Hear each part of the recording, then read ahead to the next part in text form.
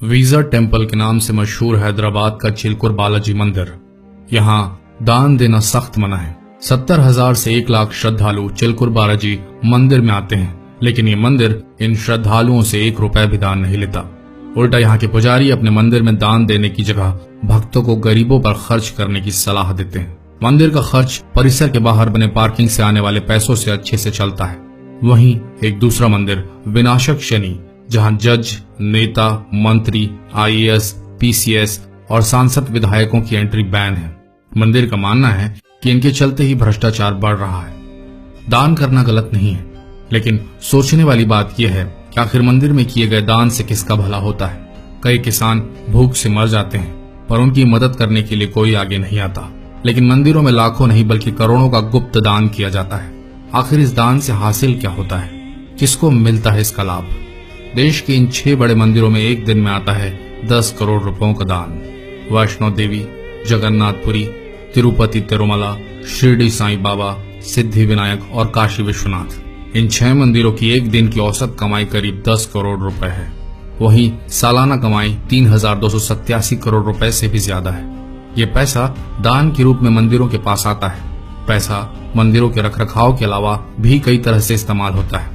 दरअसल अकेले तिरुपति तिरुमला मंदिर की कुल संपत्ति 1.30 लाख करोड़ रुपए है, जो मुकेश अंबानी की दौलत से भी कहीं ज्यादा है। हम एक बात साफ कर दें कि हम कोई नास्तिक नहीं है। भगवान में हमारी भी उतनी ही आस्था है जितनी होनी चाहिए। लेकिन सोचने वाली बात यह है कि क्या आस्था जताने के लिए मंदिरों में दान करना जरूरी है? क्या ऐसे लोग जो कि काले धंधे करते हैं, उनके मन में यह बात रहती है कि वे भगवान के मंदिर में कुछ दान करके अपने पाप से बच सकते हैं? हमें तो लगता है कि ऐसी किसी मानसिकता के वशीभूत होकर ये लोग लाखों रुपए दान करते हैं। क्या ऐसा दान करने वाले लोग उन खैराती अस्पतालों, अनाथ आश्रमों में दान करने के बारे में नहीं सोचते? जिन आश्रमों में ऐसे बच्चों को रखा जाता है जिन बच्चों में संभवतः ऐसे बच्चे भी शामिल रहते हैं जो किसी अमीर के याशी की निशानी के तौर पर किसी बिन ब्याही माँ की कोख से पैदा होते हैं। हम तो इतना जानते हैं कि किसी भूखे को खाना खिलाने से लाखों रुपए के दान से ज्यादा पुण्य मिलता है। किसी असहाय और गरीब को मदद करने से उनके दिल से जो दुआ निकलती है, वो दुआ बहुत काम की होती है।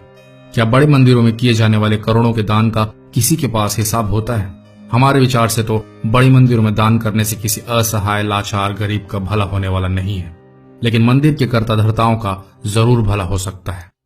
अगर दानी इनका ही भला करना चाहते हैं तो रोज करोड़ों का दान करें, हमें क्या।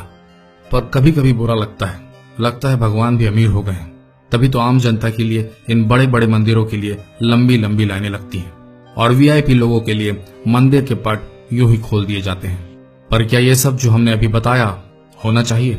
समय निकालिए और कमेंट कीजिए, शेयर कीजिए हर उस अमीर के साथ जिसे आप जानते हो सकता है उसका मन बदल जाए और इन त्योहारों में वह सही जगह दान करे।